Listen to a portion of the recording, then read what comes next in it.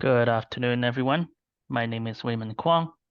I am an advocate with Disability Rights California. So today I have with me Carla, who would be monitoring the chat, and our presenter today, one of our senior attorneys, Maria Iriarte, and we also have two of our staff here today, Ken and Raven, who will be observing the training. So I'm just going to give a brief overview of our services before we begin. Disability Rights California, we are a statewide nonprofit agency, and we provide free legal services to people with disabilities with disability-related issues. We have offices throughout the state of California with our headquarters in Sacramento. Offices are scattered in Oakland, Fresno, Ontario, LA, and San Diego, just to name a few. We have attorneys and advocates who can help with a variety of issues from access or discrimination issue with housing, with transportation, with education, which includes special education and higher education. We can also help with public health benefits such as Medi-Cal, in-home supportive services, and Social Security overpayment issues. And within our agency, we also have separate teams, the Office of Client Rights Advocacy, or OCRA. They specifically help clients of the regional center, and our client assistance program, or CAP. They specifically help clients of the Department of Rehab. So without further ado, I'm going to pass it along to our presenter. Maria, take it away. Thank you, Raymond. Good afternoon, everyone. So today we are going to talk about how to prepare for an initial assessment when you apply for in-home supported services, or IHSS. And thereafter, every year you're reassessed. The social worker will come to the home and do a reassessment. During COVID, for the most part, they stopped the in-home reassessments, but they're starting up again. So really important to be prepared. And for me to talk to you about how to be prepared, we really need to review how it is that social workers come up with the hours that they're going to give for services. So we're going to look at the functional index rankings, for minors under the age of 18. I'm going to give you a link to the Vineland Maturity Scale. It's a document that tells you at what ages a typical child develops, and what things at what ages. So at what age does a child use a knife? At what age can a child walk unassisted? So that's the Vineland Maturity Scale. I'm not going to open it up, but it's going to be available, and it's within a document that is a training manual for IHSS. You'll probably find it very helpful and a lot of information when you open up that link. Once the social workers assign a functional index ranking for each service that is asked for, then these social workers will use what is called the hourly task guidelines. So once we understand these tools, we'll show you an IHSS self-assessment template that we prepared, and then a case example, one we actually used at a hearing, so you could see how you could use the template to fit your situation. And of course, throughout the presentation, we're going to give you resources. So let's talk about the functional index rankings. And this applies really to everyone, whether you're an adult or a child.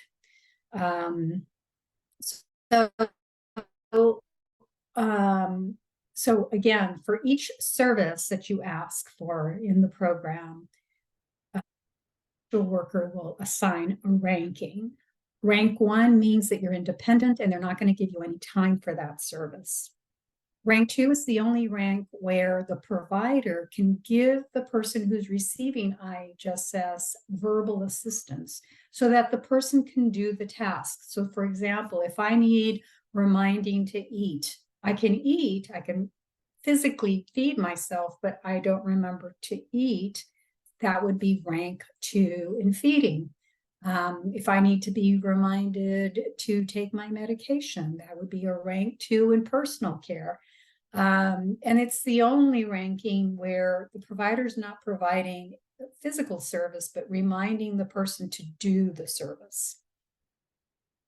Rank 3 is for people who can, I'm the IHSS recipient, I can do the task, but I need some human assistance from the provider. Rank 4, I can do the task, but I need substantial human assistance. And rank 5 is I can't do the task at all, and I need total human assistance. So if I tell the social worker that I need someone to prepare my meals because I can't use my hands and my wrists, and I talk about my disabilities and my functional limitations, and I talk at length about the meals I eat every time I eat, that's the kind of information that the social worker should be getting from me. So I expect that the social worker is going to rank me a 5 with regard to meal prep. And then rank 6 is for paramedical services. So these are the rankings. When we're talking about children, rank 1 means, I know it means independent here, but it actually means they're not going to give you the service unless something happens, and I'll show you what that means in a moment. So let's look at now how the functional index rankings work for kids. When I'm talking about kids, I'm talking about kids under the age of 18. So if you see the first column has ages 0 through 17. Then we have different columns from different types of services. And you see ones all around, right? Ones everywhere. If we look at the notes, you'll see that all minors, it says all minors should be assessed a functional rank of 1 when identified above. So over here, all here, unless an extraordinary need is documented. I'll explain that in a moment. The next thing it says is that minors who live with their parent providers must be assessed a functional index ranking of 1 in housework. This is called also domestic services, regardless of extraordinary need. So if you're a parent provider of a minor child, your child is not going to get any service, any time for domestic service. But apart from domestic services, if you see a 1 anywhere around here, so let's say, for example, a 12-year-old, and let's say that I want to ask for time for laundry. You see that under 12 years old laundry, there's a 1. What does it mean? It means my son is not going to get any time unless I can show an extraordinary need above and beyond what a parent would normally do for a typical child. When I talk about a typical child, is a child without a disability. So the case that I'm going to talk about today is a real case. We went to hearing. And when we were talking about laundry, the father testified that he goes 3 times to the laundromat a week. The first time he launders his clothes and his son's clothes.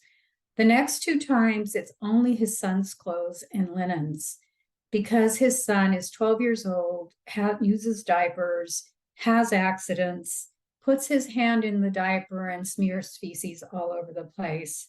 So those 2 extra times, he has to go to the laundromat to do this because of his son's disabilities. So what did the judge decide?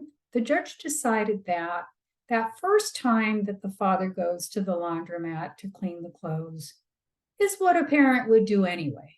Nothing extraordinary about that.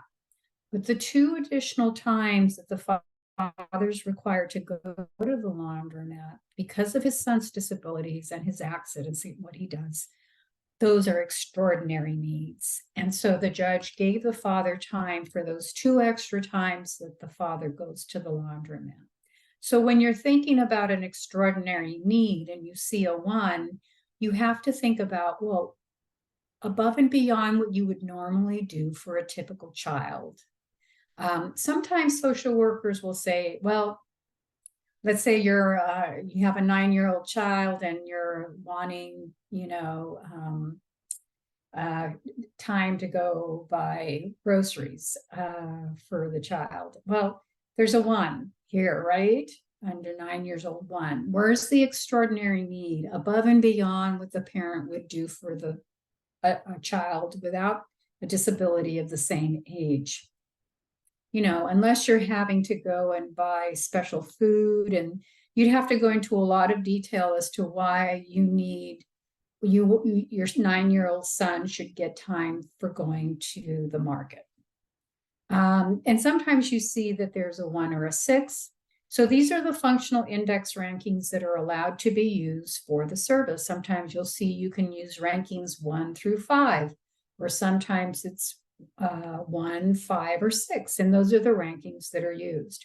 So if you're a parent or you're looking to trying to figure out what you can get for your child, this is where you start, because you look at the age of your child, you look for the service that you're asking for, and you look at the functional index rankings available. And if there's a 1, just a 1, you're going to have to show extraordinary need. Some of these have 1 through 5, and you know, the social worker could say that your son is independent in bathing at 9 years old. But you could say, no, my son needs substantial assistance with bathing, and explain why. And that would be probably a ranking 4. And you can use a ranking 4 because under 9 years old bathing oral hygiene, you can use anything between 1 and 5 rankings. So it's really important that you understand this. It's really important that you start your analysis as to what your child can get using this document. Judges use it, social workers use it. The maturity scale that I spoke about earlier is here. There's what you're going to do is open up the course material. So social workers get trained. And so this material is on the CDSS website, California Department of Social Services website. And there are course materials. You'll probably find a lot of the stuff in there very interesting. But all you have to do is look for the Vineland maturity scale, which is around in the middle of all those documents. You can even do a search function, Control F, and put in Vineland maturity scale, and you'll find where in the document Vineland maturity scale comes up, and you'll get to it. So once the social worker has assigned a functional index ranking for every service you're asking for, then the social worker will use what are called hourly task guidelines. So you'll see the blue column is for the services that have hourly task guidelines. And then each ranking has its own color. So ranking 2 is orange, 3 is yellow, 4 is green, and 5 is purple. And so in my scenario, when I was talking to the social worker about meal preparation, and I said to the social worker, look, I need total assistance, I'm expecting that she's going to give me a ranking of 5. So if you look at the first row in service category, meal preparation, we go down to ranking 5. It says the low end of the hourly, the hours per week is 7, the mid range is 7, and the high rank is 7. This doesn't tell the whole story, because you can ask for more time if you have an exception for more time. And the social worker can give you less than the low time if you don't need the 7 hours. Because, for example, let me give you an example. Let's say that my breakfast consists of toast and coffee. How much time does my provider need to prepare toast and coffee versus and then let's say for lunch and dinner I have frozen dinners, and all that's done is put them in the microwave and they're done. I may not need 7 hours of meal prep for the week. It might be less than that based on the types of food that I eat. But if I'm someone who eats like juice and fruit and oatmeal, and then I have toast, or I have eggs and bacon, I have a really big breakfast, it's going to take my provider more time to make. And let's say I have a large lunch, a large dinner, I'm having snacks. It may be more than 7 hours a week that I need. And in my case, I explained to the social worker why I needed 10 hours of meal prep. And the social worker sends me my notice of action, and it says under meal prep, 7 hours. And then I call her and I say, wait a minute, why did you just give me 7 hours when I talked to you about needing 10 hours? And she says, well, Maria, it's all I can give you. What's she talking about? She's talking about the hourly task guidelines as if they were set in stone, as if you couldn't change this. What she's not telling me is that there are exceptions to ask for more time or even to get less time than what is here. Now about exceptions, that these are just guidelines. If I knew that when I spoke with her the first time, I would say to her, you're referring to the hourly task guidelines. But as you know, there are exceptions, and I can get more than the 7 hours you're claiming you can, is the most you can give me. And she might say to me, more likely, she's going to say to me, well, Maria, if you're not happy with it, then go to hearing. And I may have to go to hearing if I want more time for meal prep.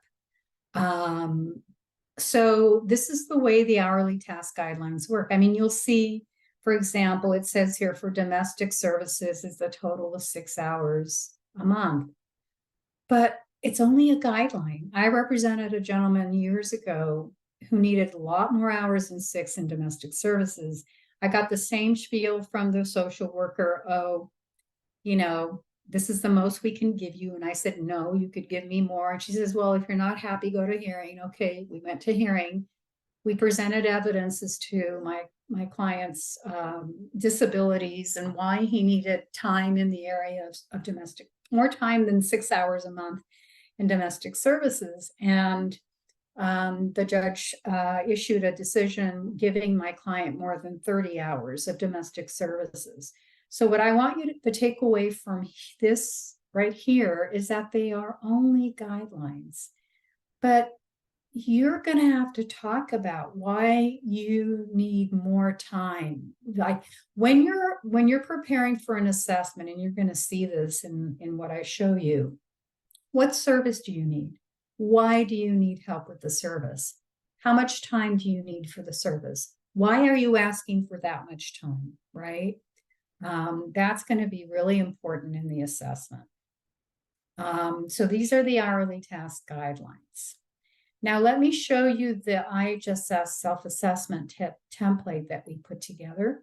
And you guys are going to receive a Word version of this so that you can play with this, create your own self-assessment.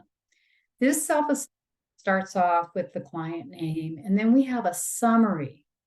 This is a summary of everything that's to come, and everything here. So all of this that we're going to cover a little later is information that you're going to input here in the summary.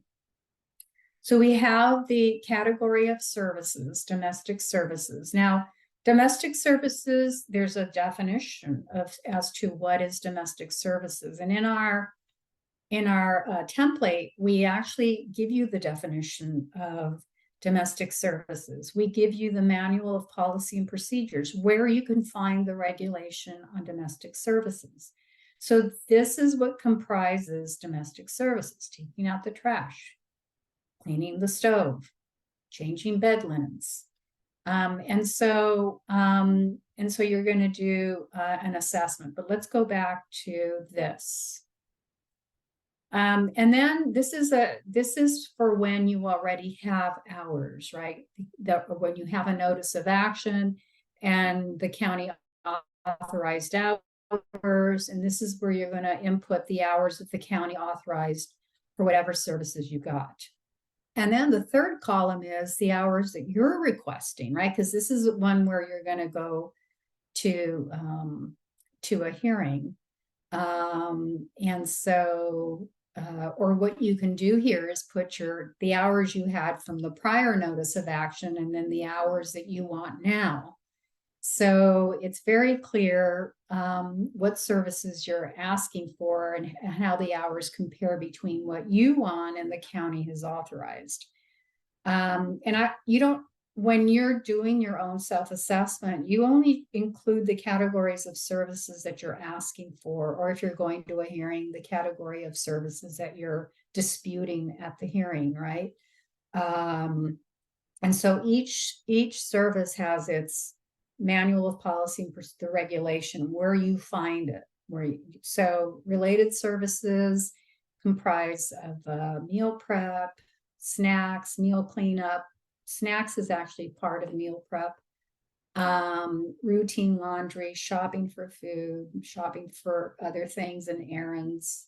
Then we have a whole category of personal care services, respiration, bowel and bladder care, ambulation, helping you walk, getting in and out of vehicles, transferring, moving you from the bed to the sofa to the dining table, bathing, oral hygiene, grooming, help with prostheses, help setting up medications, transportation. And then we have the area of transportation to medical appointments, protective supervision, paramedical services, some time-limited services like heavy cleaning, yard hazard abatement, teaching and demonstration. And then you add up all of the hours that the county gave you and all the hours that you want. And you can, it's so easy with the summary to know exactly, what hours you're requesting, what the difference is with the county. If you're thinking to yourself, well, where am I going to find these regulations? Well, they're right here. You have the link to all of the regulations in the IHSS program. It's right here.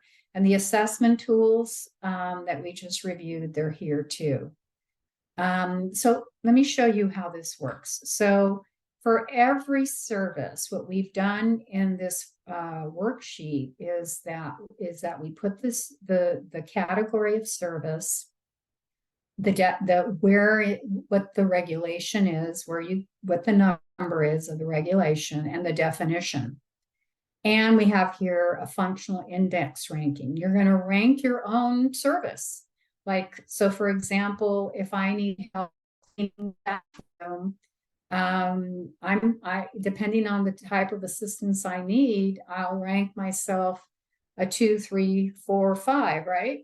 But it depends on and then I'm going to explain in the summary, I'm going to explain which of these services I need. I'm going to explain each service at a time. What service do I need under the category of domestic services? Why do I need help? What kind of help do I need? How much time do I need for that service?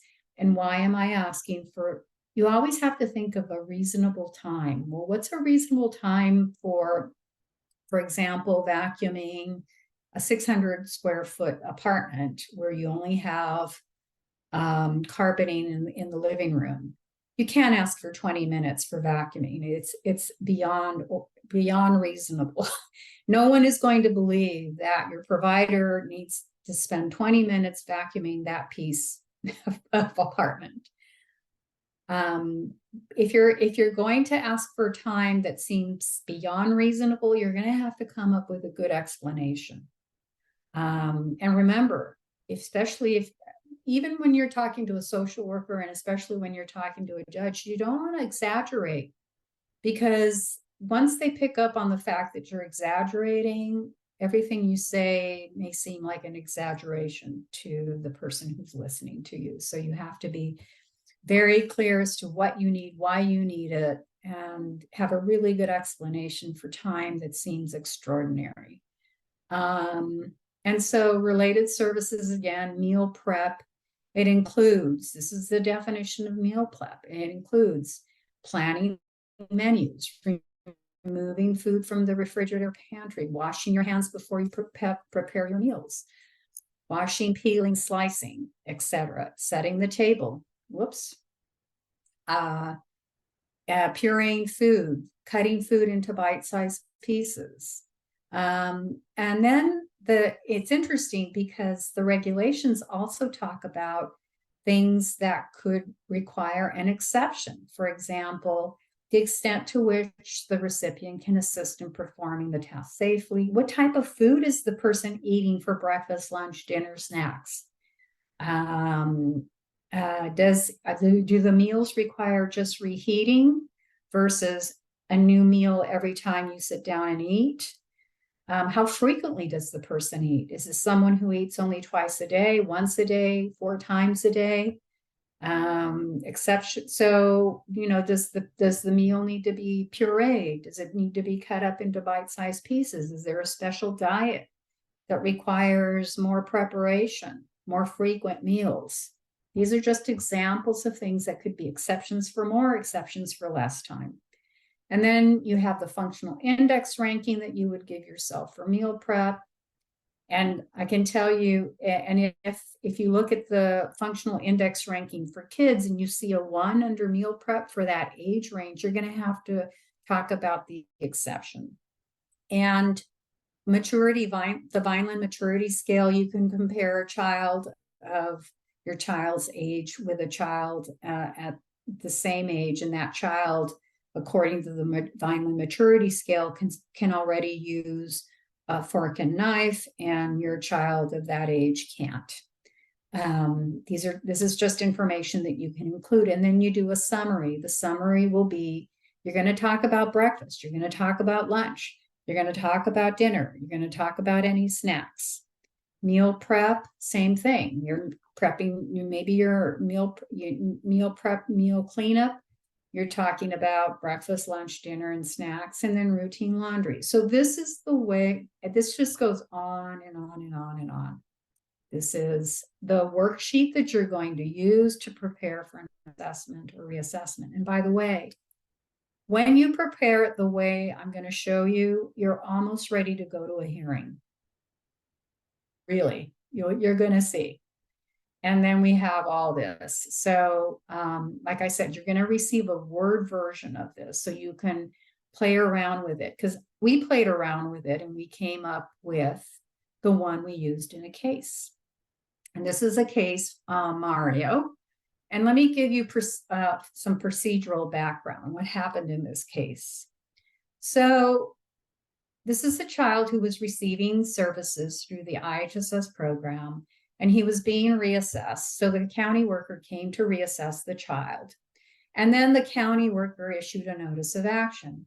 In that notice of action, and this is a 12-year-old child, the county did not give him any time for meal prep, didn't give him any time for meal cleanup, no time for routine laundry, gave him some time for feeding, dressing, bathing, but not enough.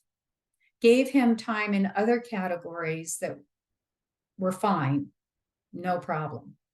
So we file for a fair hearing and we go to the hearing. And we had provided the county with this position paper and also the judge. And at the beginning of the hearing, the judge said to the county, do you guys want to reassess this case?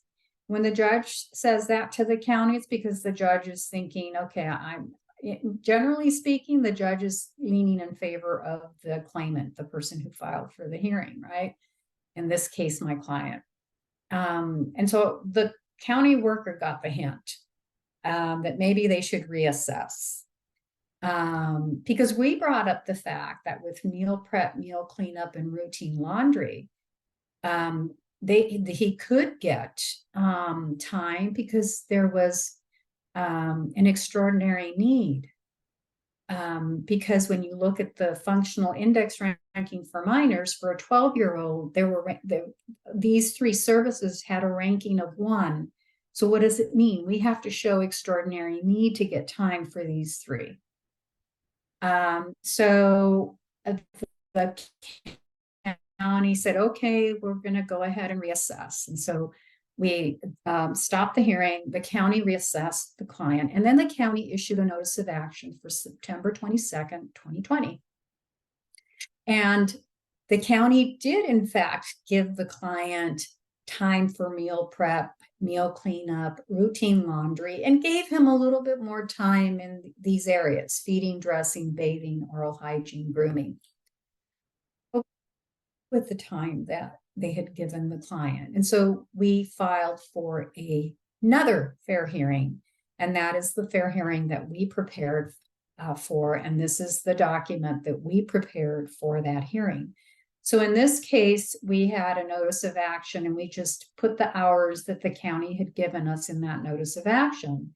And the hours in the third column, where do they come from? They come from our assessment, what we did here.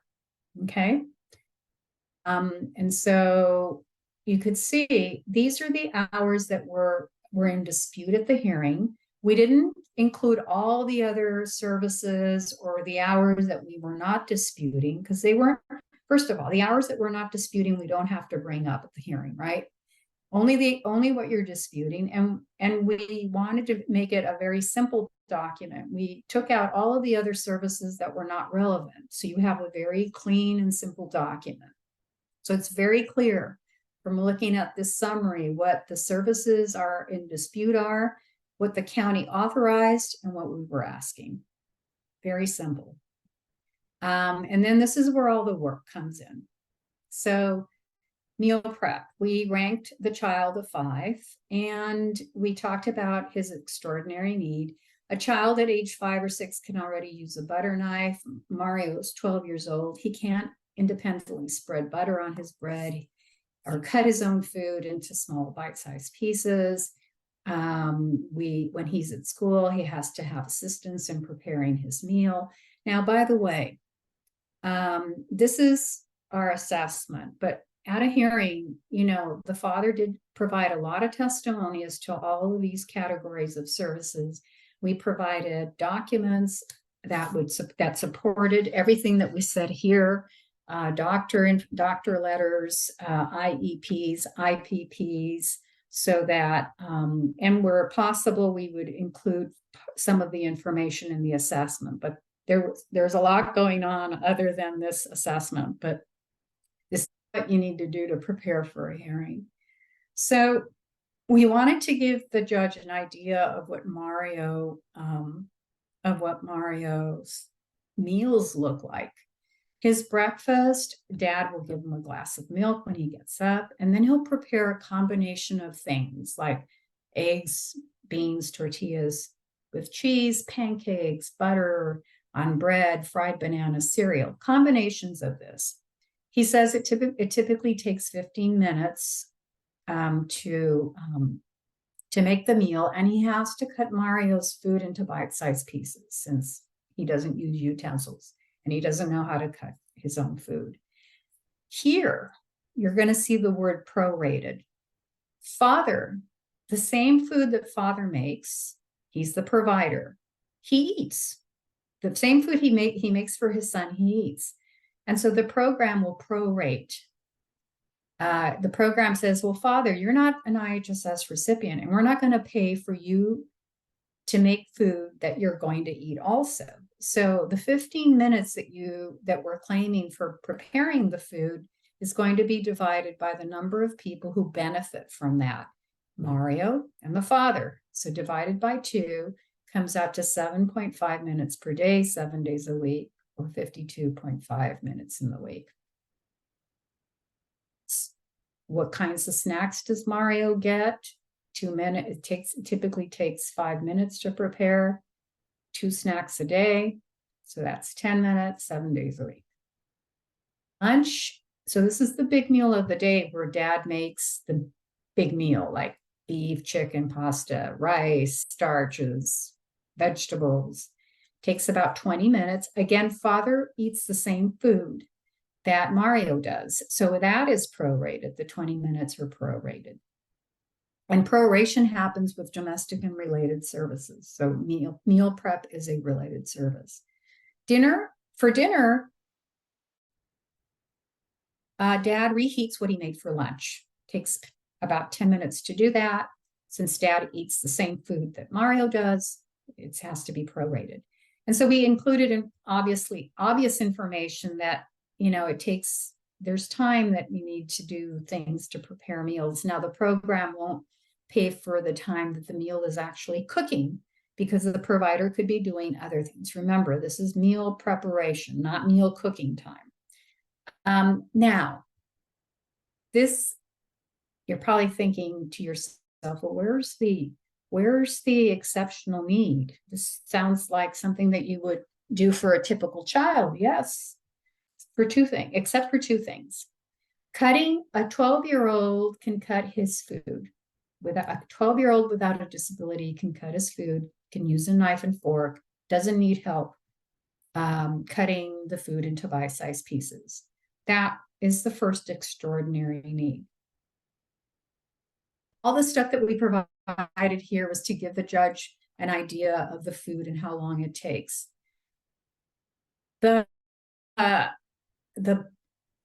What really made a difference in getting him more time for meal prep were Mario's behaviors.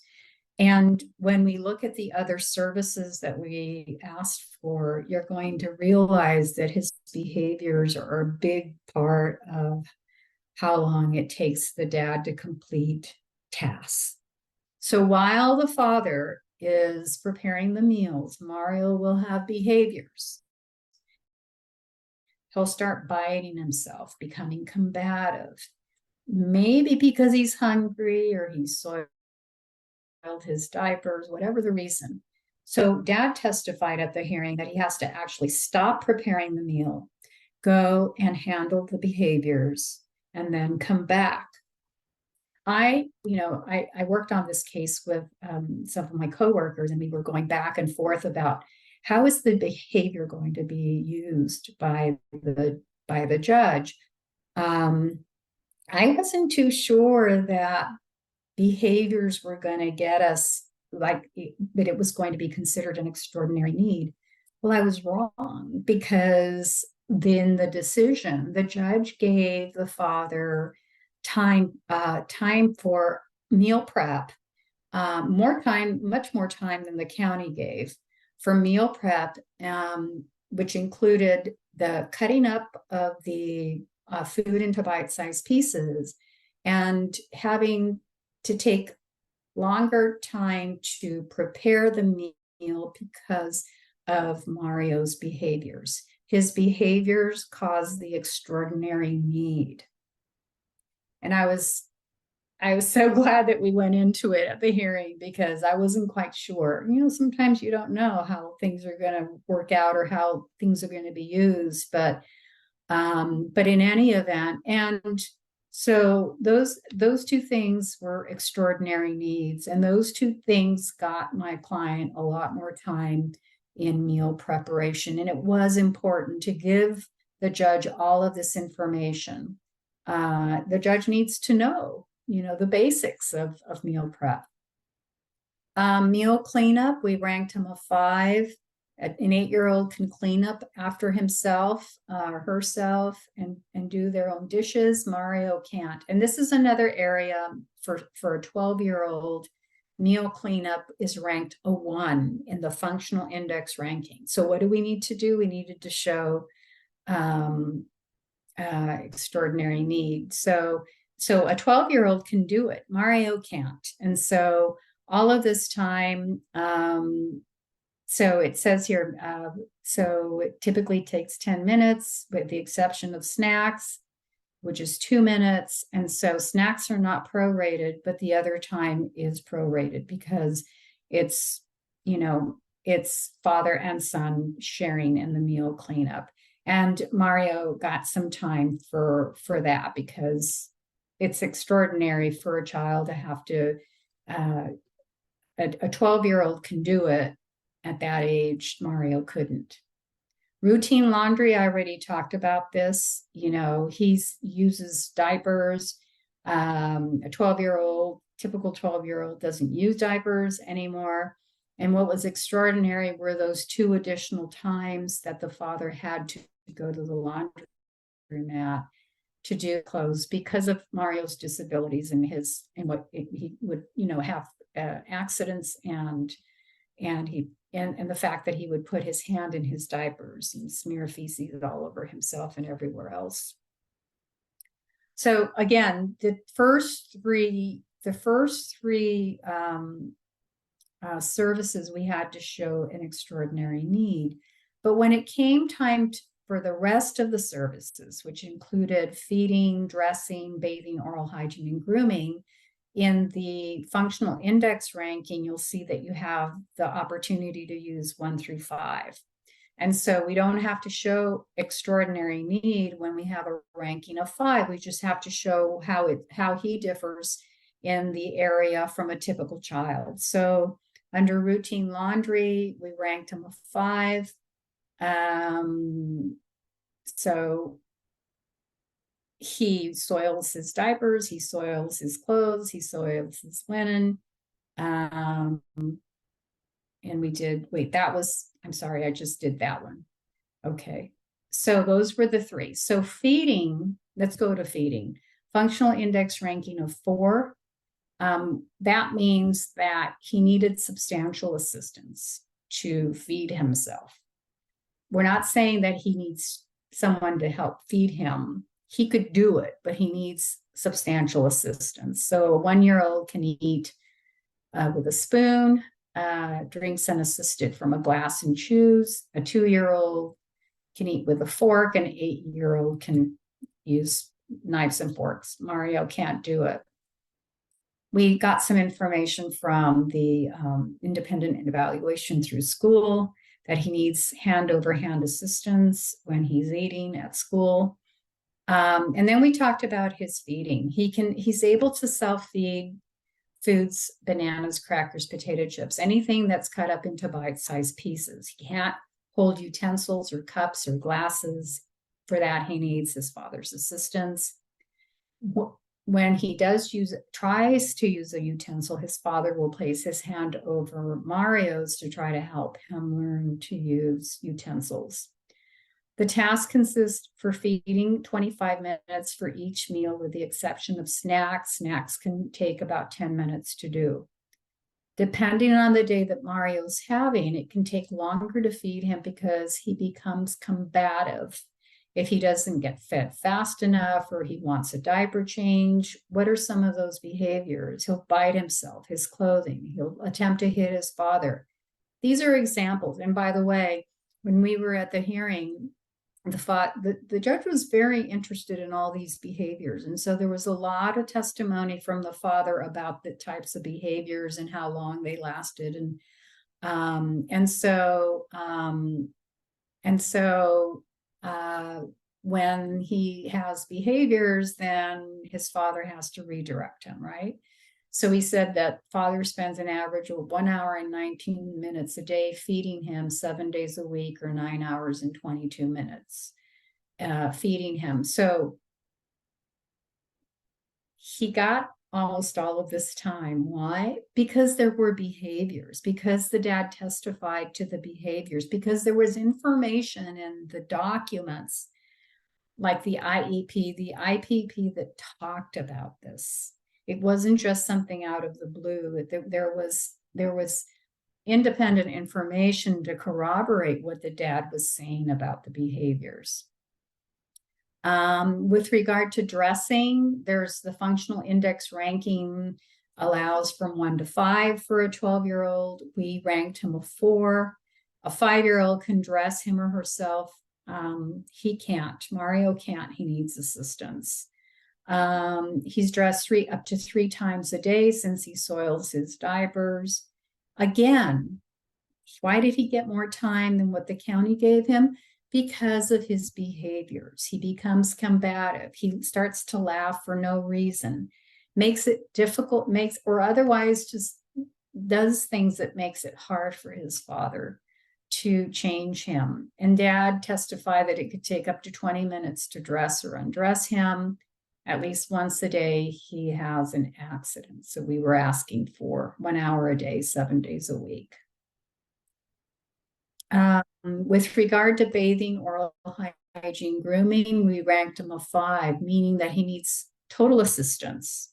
And we just used the Feynman maturity scale to just say, a 4-year-old can wash the hands and face unassisted, a 6-year-old can bathe self with some assistance, an 8-year-old can brush and comb their own hair. Mario can't do any of these things. And so we broke it up into, because there's bathing, because there's oral hygiene, because there's grooming, right? You have to talk about each thing separately, although it's under the category of bathing, oral hygiene, and grooming. So we said Mario is dependent on father for bathing, grooming, oral hygiene. Bathing, what does it consist of? Managing the faucets, assisting him get in and out of the tub, reaching head and body parts for soaping, rinsing, and drying. Mario gets a bath on an average twice a day because of his accidents. And he'll play with his feces and smear it all over himself. Bathing can take up to 20 minutes for a total of 40 minutes. He becomes combative when bathing, for the most part. He becomes combative whenever his dad tries to do anything for him. Grooming, brushing his hair twice a day. After each bath, Mario has long curly hair. He can become combative. He's got long hair, so it gets knotted. Takes about 3 minutes each time, total 6 minutes a day. And then we talk about the toenails. And especially the fact that the father has to keep his fingernails, cut really short because of the fact that he plays with feces. And how much time it was. Brushing his teeth twice a day can become a challenge. He does not like it. He becomes combative. So it can take about 10 minutes. Because look, typically, what does it take you to brush your teeth? A minute? If you're thorough. And to ask for 10 minutes is extraordinary. So how do we explain it? We explain it because of his behaviors, and it requires more time on the part of the dad. So Mario has difficulties with sensory processing. So while being groomed and having all the stuff done, he fears that his father's going to do something. He just, because of his disabilities, he just will become combative. It wasn't only what the father had testified to. There was documentation to corroborate everything that the father testified to. And that's the time. And so at the end of the day, the dad got a lot more time than the county had requested. And by the way, if this was your first assessment, you're going to get ready for the county's initial assessment for IHSS, then the chart would look like this. It would have the category of services that you're asking for, and then the hours that you're asking for. Obviously, you wouldn't have the middle column because you haven't been authorized any hours. And then you would talk about all of the services that you need in detail. This is stuff that comes out at hearings. So doing it the way I've shown you, you can see how you are really prepared to go to hearing. Of course, you've got to get your testimony, you've got to get your documents to support if you can, but you've come a long way to preparing for a hearing, because this is the kind of testimony that the judge is going to want to come out in that detail, right? I'll bet that some of you never thought that you had to talk about breakfast, lunch, and dinner and what you eat. And it's a lot of information. It took a lot of time to prepare this summary because I had a coworker work with the father, and we had to keep going back and forth until we got enough information that we thought, okay, this is good. This is a good thing to put into the assessment so that we start with this, and then if the judge has any questions, the judge can ask the questions, or we can follow up at the hearing. If you give this to a social worker, like a completed assessment, they're going to be shocked that they got this. Now, someone at a training said to me, well, Maria, what if they don't want to take the assessment? the social worker doesn't have to take the assessment. If I were the social worker, I would love this assessment because you're going to make my work easier, right? I'm there to assess the client's need. Why would I not take the assessment? And so if I prepared an assessment, let's say I'm applying for IHSS and I try to give it to the social worker at the assessment or reassessment, doesn't matter. And the social worker says, I don't want it, I don't need it. Then at the hearing, when I cross-examine the social worker, I would say, when you came to, Your Honor, I would say something like this, Your Honor, what Exhibit A, the assessment that you see there, that was the assessment that I prepared before the social worker came to my home. I wanted to give it to the social worker and she refused to take it. She said she didn't need it. And then I would, when I'm ready to cross-examine the social worker, I would ask the social worker, as I'm asking questions, I would ask, well, why didn't you want to take this assessment? Aren't you there to try to determine the needs of the person? And she'll probably say yes. And I don't know what she'll say for why she didn't take it. She probably says, well, I had what I needed, but it'll be obvious if you go to a hearing that she probably didn't have what she needed. So it's really important to have the assessment. Not only you need to know about the program. When the social worker comes to your home and says, well, what do you need? And you don't know about the program, well, guess what? Guess how successful you're going to be at getting all that you need. Now, that said, you might prepare a fabulous assessment and you might be in the right about everything. And that doesn't mean that the social worker is going to go with what you say. You could end up with a notice that gives you a lot less hours or no hours in categories, and your only alternative is to go to hearing. Now, you file your fair hearing request, and at some point you're going to get a letter from an appeals specialist. This is the person who is going to represent the county at the hearing.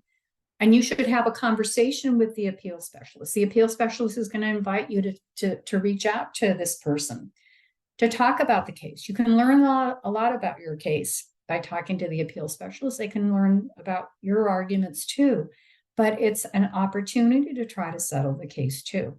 If I were talking to the appeal specialist, I'd say, look, I had this self-assessment ready for the social work and she refused to take it. And if I were the appeal specialist, I would say, send it to me. I want to see it. And maybe, just maybe, the appeal specialist may say, you know what? Yeah, you're right. Or we'll try to settle, or maybe not. Maybe it'll not go anywhere and I'll have to go to hearing. But, at the very least, I'm on my way, doing an assessment. I'm on my way to being prepared for a hearing. Long way, forward to prepare the hearing. In other words, the work that you have to do to prepare the hearing is not as much. You've done all the work on the front end, just doing the assessment. And then at the end, some resources. If you want to go to the IHSS Training Academy, there's a lot of training material there. They have IHSS 101, 102, disability awareness, about medical complications. We have a website on state hearings, and the hourly task guidelines are there too. So we've come to the end of the presentation, and I'm happy to take any questions that you may have.